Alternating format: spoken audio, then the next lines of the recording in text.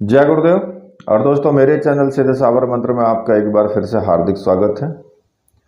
और देखिए, आज की वीडियो आपके लिए बहुत ही महत्वपूर्ण है। अगर आप इस वीडियो को आज पूरा देखते हैं तो फिर 100% आपको कुछ ना कुछ तो मिलेगा ही मिलेगा। कुछ ऐसी जानकारी, कुछ ऐसी चीज़ आपको ज़रूर मिलेगी कि जो आपके आपको उसका इंतज़ार है और आप चाहते भी हैं, लेकिन कहीं ना मिले आपको, ऐसा बहुत बार सोचा है, लेकिन आज आपको ज़रूर मिलेगी। अब यहाँ पर मैं आपको एक चीज़ बता देता हूँ कि अगर मान लिया आप किसी मुसीबत में फंसे हैं, कोई संकट आपके ऊपर है, चाहे वो किसी भी प्रकार का संकट हो। मैं ये नहीं कहता कि भाई किसी पे कोई धन का संकट है, किसी पे कोई रोग का संकट है, या फिर किसी पे किसी भी तरह का भूत प्रेत का संकट है, या फिर कोई ऐसा संकट है कि जो राज्य पक्ष से है, मतलब कि कोई मुकदमा है और ऐसा है कि आपके गर्दन पर तलवार लटकी हुई है, यानी कि आप कहीं ना किसी मुसीबत में फंसे हैं। और देखिए, ऐसी मुसीबत, ऐसा टाइम सभी के साथ आता है। ऐसा कोई नहीं है इस संसार में कि जिसके ऊपर सुख भी आए और दुख ना आए। मुसीबत सबके ऊपर आती है, चाहे कोई कितना ही धनाढ्य है, चाहे कोई कितना ही गरीब है। रोग बीमारियां सबको आती हैं, चाहे कोई भी हो। ये जरूरी नहीं है कि कोई ऐसा संसार में है ही नहीं जिसको सुख आए, दुख ना आए, लाभ हो उसको और हानि ना हो, या फिर उसका जीवन हुआ है और उसको मृत्यु प्राप्त ना हो। ऐसा तो हो ही नहीं सकता है। ये जो 6 चीज हैं, ये उस परमात्मा ने, उस प्रभु ने अपने हाथ में रखी हैं। कभी किसी को ये चीजें उसने दी नहीं। जन्म मृत्यु जो आया है वो जाएगा जरूर। जिसका जन्म हुआ है उसकी मृत्यु निश्चित है, चाहे वो कोई भी है। बड़े बड़े संत, ऋषि, मुनि, भगवान स्वयं मनुष्य रूप में आए तो उन्हें भी जाना पड़ा, उनकी भी मृत्यु हुई। तो इसलिए सभी की मृत्यु निश्चित है। तो ये चीजें उसने अपने हाथ में रखी हैं। मृत्यु नहीं हुई तो वो लोप हो गए, मतलब कि संसार में हैं तो सही, लेकिन एक सूक्ष्म रूप में चले गए वो। वैसे ही लाभ और हानि है। अगर लाभ आपको होता है तो भाई हानि भी जरूर होगी, अगर हानि होती है तो लाभ भी होगा। वैसे ही यश और अपयश है, यानी कि आपका अगर कहीं पे मान सम्मान बढ़ता है तो कहीं ना कहीं ऐसी जगह भी आती है जहां पर आपको अपना अपयश का भी सामना करना पड़ता है, यानी वहां आपकी बेइज्जती भी होती है। जीवन में ऐसा टाइम आता जरूर है, चाहे वो किसी भी रूप में आए, कैसे भी आए। तो ये 6 चीजें तो भगवान ने अपने हाथ में रखी हैं। तो इसलिए कोई व्यक्ति ये ना समझे कि भाई सभी को सुख ही सुख है और मुझे दुख क्यों आता है, तो ऐसा नहीं है। अब रही बात संकटों की, तो संकट सभी पर आते हैं। वो अलग बात है कि भाई किसी पे कम आ जाता है, किसी पे ज्यादा आ जाता है, बस फर्क इतना है। लेकिन मैं आपको आज एक ऐसी चीज बताने वाला हूं कि अगर आप उस चीज को आप करते हैं, क्योंकि ये मेरी खुद आजमाई हुई है, अनुभूत प्रयोग है ये, और इसमें ना तो आपको किसी प्रकार की साधना करनी है, ना किसी प्रकार की आपको माला की आवश्यकता है, ना किसी प्रकार का आपको हवन करना है, ना ही किसी प्रकार की कोई भी क्रिया करनी है। सिर्फ आपको 2 शब्द बोलने हैं बस।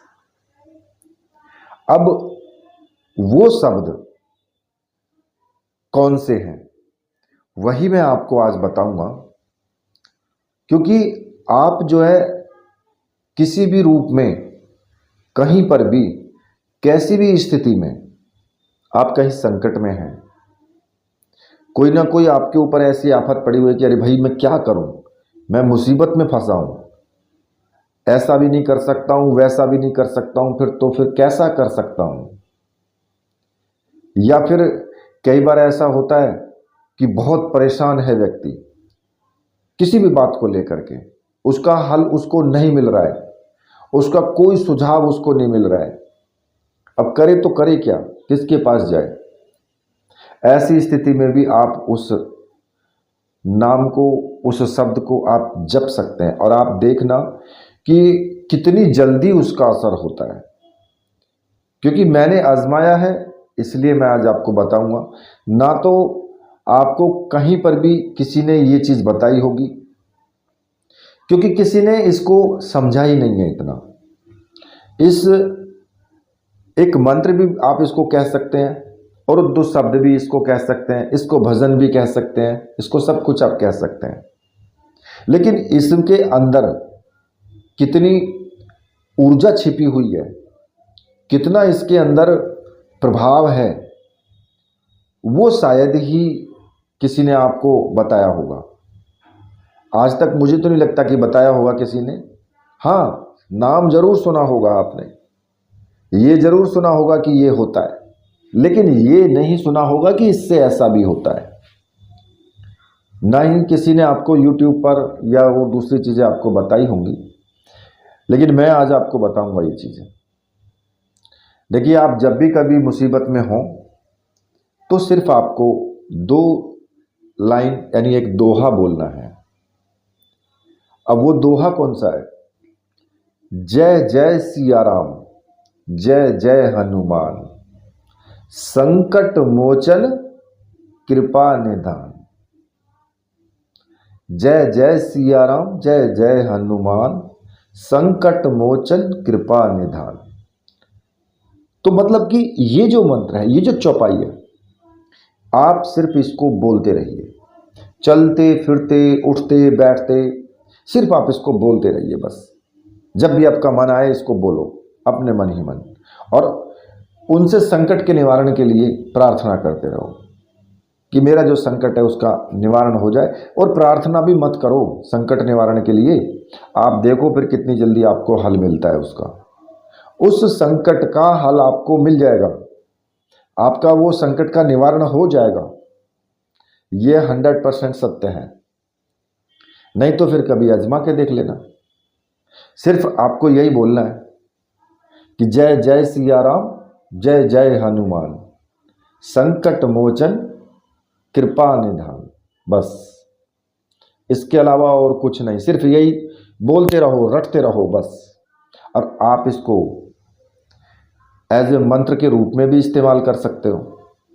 आप अगर चाहो तो इसका बैठ करके जाप भी कर सकते हो। इसमें राम नाम और हनुमान दोनों की शक्ति काम करती है।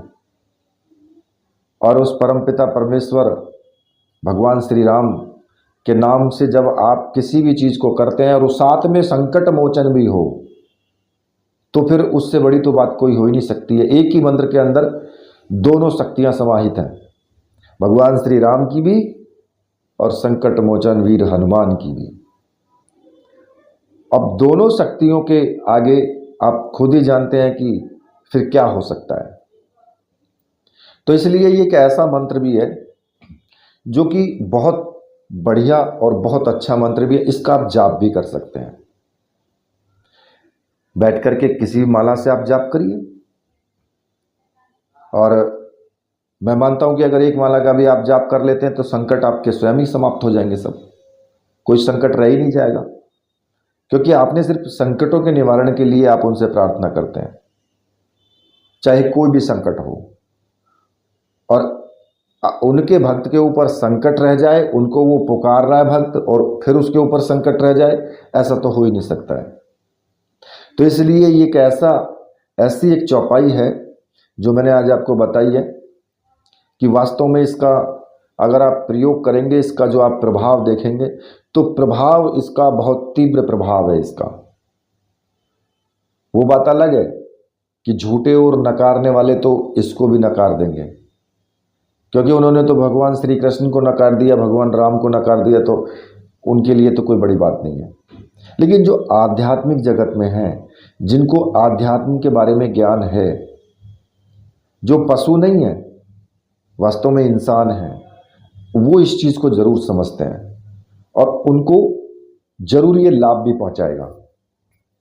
ठीक है, तो ये जो वीडियो है, इस वीडियो के माध्यम से मैंने आपको थोड़ा सा इसमें बताया है, सिर्फ यही आपको बोलना है। बाकी तो आप जाप करना चाहें बिना माला के भी करो, माला हो तो माला से करो, कैसे भी करो, कोई दिक्कत नहीं है इसमें। आप दीपक लगा के भी कर सकते हो, आपने पूजा जैसे सुबह के टाइम पूजा करते हो तो आप उस वक्त भी पूजा में ये चीज़ें इस्तेमाल कर सकते हो, इसको बोल सकते हो चौपाई को बार बार रिपीट करके, और आपके संकटों का निवारण बहुत तीव्रता के साथ होगा, ये मेरा विश्वास है। ठीक है, तो इसी के साथ अब मैं वीडियो को यहीं पर समाप्त करता हूँ। मेरे साथ बोलिए, बोलिए वीर बजरंगबली हनुमान जी महाराज की जय, बोलिए मेरे परमहंस गुरुदेव की जय।